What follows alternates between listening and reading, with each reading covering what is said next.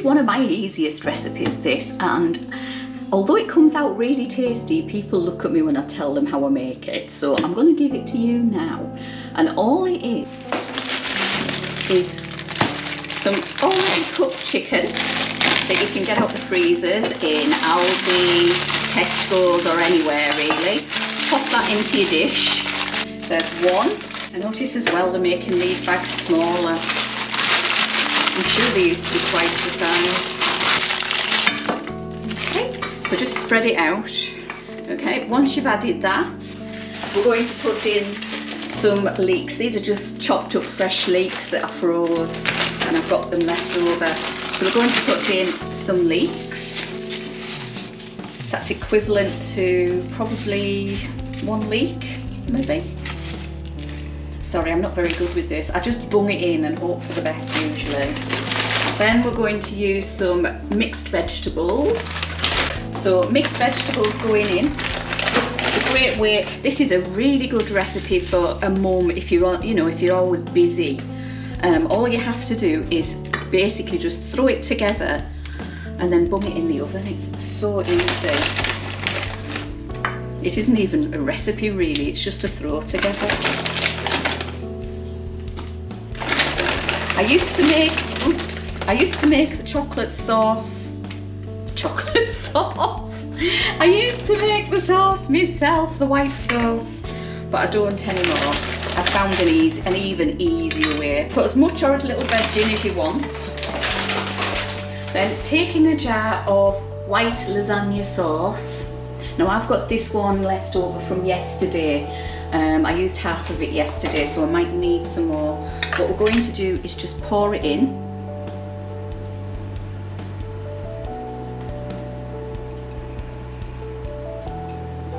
And then get a little bit of milk in the bottom of there.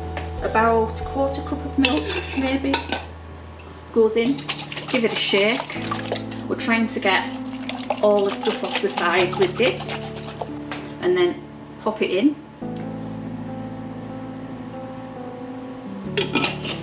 And then if you don't think you have enough, grab another jar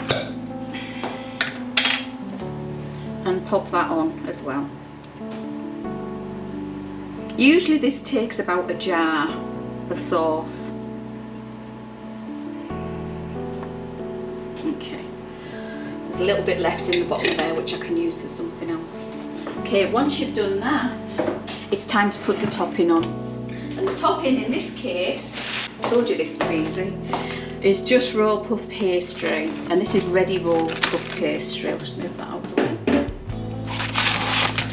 So unroll your puff pastry if you can. This has been in the fridge for a wee while, just overnight. It should be fine.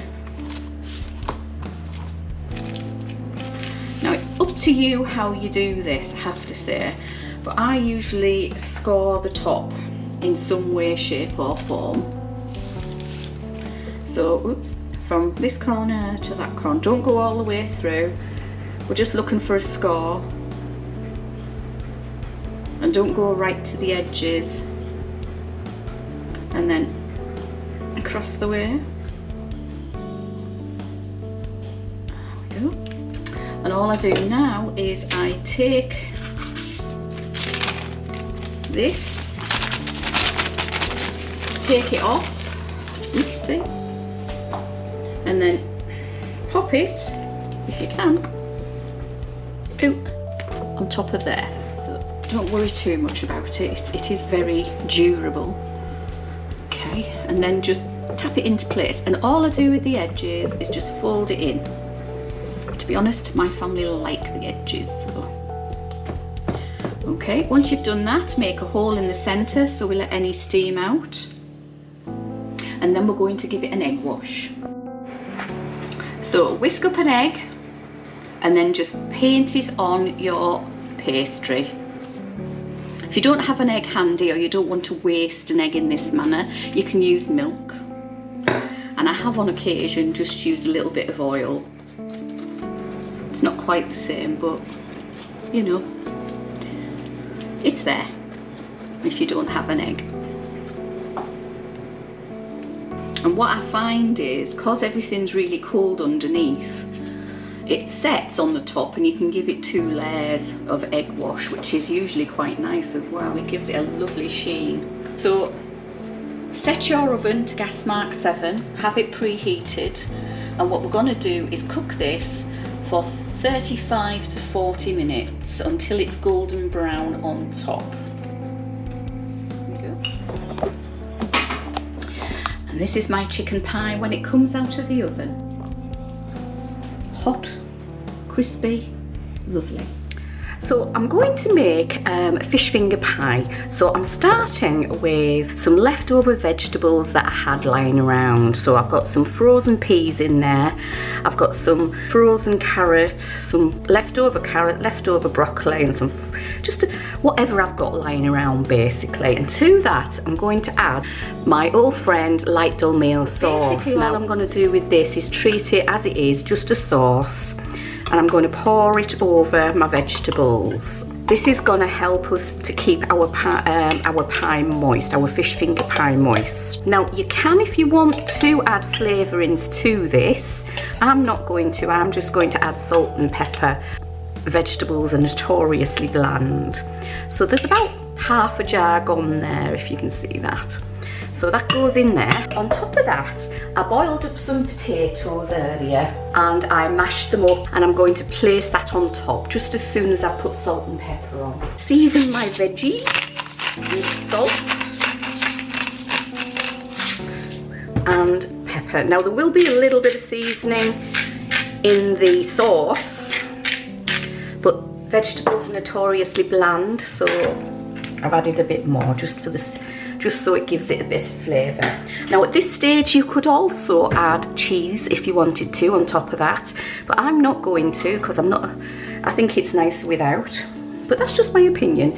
If you want to, you can do. I've done normal mashed potatoes. I've added just what we would normally do, some butter, some semi-skimmed milk, and I've mashed them up with I've added some dried chives to them to give them a bit of flavour, along with some salt and pepper and a little bit of onion salt as well to give it a lot of flavour.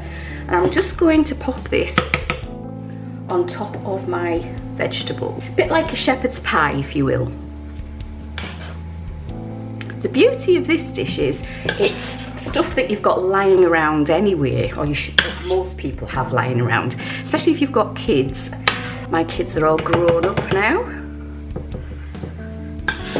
so you can, if you want to be fancy, pipe this on. I'm just going with the flow because we're having it for tea. And what we're going to do is spread the mashed potato across the top of the vegetables and the sauce. Now you could also, in this, you could do fish in the bottom of here instead of putting fish fingers where I'm going to put them on top. So just spread your mashed potatoes as evenly as you can across the top of your pie. The only prep you really have to do is the fish fingers with this. I've got 10 fish fingers here. There's 3 of us today, so it'll leave a little few left over. But these fish fingers are just normal everyday fish fingers, and I've partly cooked them in the air fryer for about 10 minutes until they're just about cooked. And then the crispy's still on the top though, that's the thing. I want them to be crispy. And I'm going to place them on the pie, just on the top.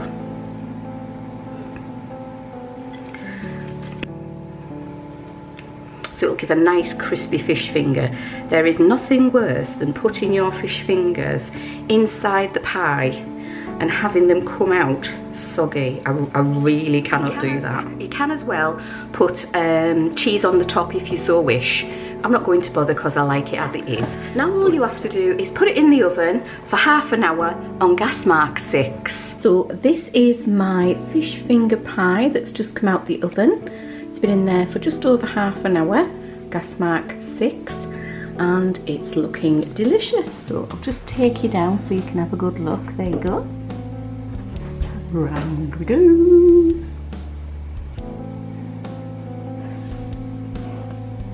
There you go.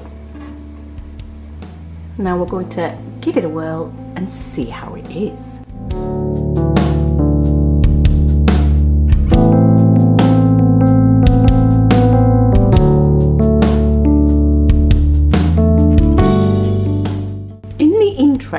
of cleaning out my store cupboard, I have gotten out of my store cupboard some kidney beans, some baked beans, some tomatoes, some new potatoes, an onion. We're going to use a few rashers of bacon and a pepper that I've got lying around. So let's see what we can make. Start this off, I put some bacon in a pan and I'm going to cook it through. 4 rashers of bacon, just so we keep the cost down. And we're going to let that cook through. So when your bacon's fried to your liking, nice and crispy in this instance, it's time to add the onion and the pepper. Going to soften the onions and the peppers down. It's up to you how big or how small you want them. I've done them in a dice, the onions that is. The peppers I've cut into small lengthy pieces. There we go. I'm going to pop those in and give it a bit of a twizzle. And we're going to wait till the onion softens. Because our onion and our peppers are softening, what I'm going to add is some potatoes. Now, it's just the tin potatoes that I had before, and all I've done with them is halve them. So I'm just going to pop those in because they need to heat through and to dry out a little bit because they've been in a can of juice. Now you can add whatever you want to this. You could add chicken, sausage, which I do have a little bit of that I'm going to add in a minute. Any vegetables that you like, that you've got lying around. Cabbage is good in this, I find. Just whatever you want really, make it yours. If you like the vegetable or the food, it's probably cast that you like what you put in. To this I'm going to add some paprika, smoked paprika. I'm just going to shake it about over here. It's just to give a little bit of smoky flavour to the beans when we get them in. Along with that, some onion salt, just to enhance the onion flavour a bit. A little bit of garlic salt. Again, not a ton, just enough.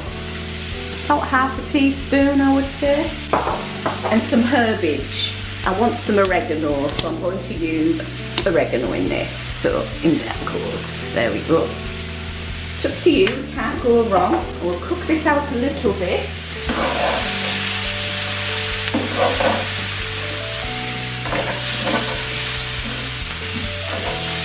Get all those spices and herbs and what have you, seasonings mixed around. And next I'm going to add a tin of tomatoes because I want to reduce the juice in it. So this will help the rest of it as well cook a bit better. So we'll pop in a tin of tomatoes with a little bit of water just to swill out the bottom of our can. So just a little, pop that in, and we're going to move that around to coat everything. Now normally I would say add some sugar with tomatoes, but in this instance we don't need to because we're using baked beans, and baked beans have got a lot of sugar in them to start off with, so we don't need to be doing that. Okay, so we're going to let the fluid reduce a little bit and let the potatoes heat through somewhat before I add the next ingredient. And the next ingredient is baked beans. So I've got 2 small cans of baked beans just because they were in the cupboard, and I'm going to pop juice and all in there. I want them all in. Just check you've got them all because they do linger in the bottom of the tin. And the same again with the other one. I have to say this is delicious, this. I've made it many times as a cupboard filler, if you know what I mean. Not a cupboard filler, store cupboard filler. And the last thing to add is our kidney beans, which I'll just drain. Oops. Kidney beans to the pan.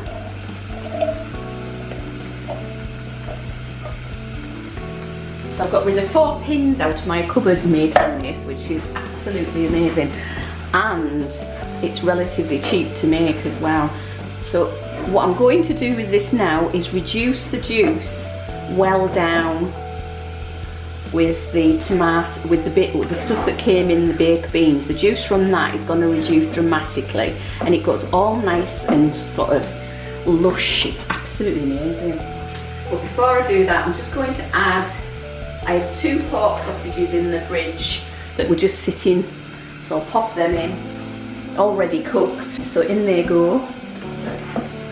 And then it's just a case of stirring it, keeping an eye on it for about 5 or 10 minutes until it's to your liking. I want to get rid, I don't know if you can see the juice here, I want to get rid of that, and it should coat the potatoes really nicely when it's ready. And this is the finished product.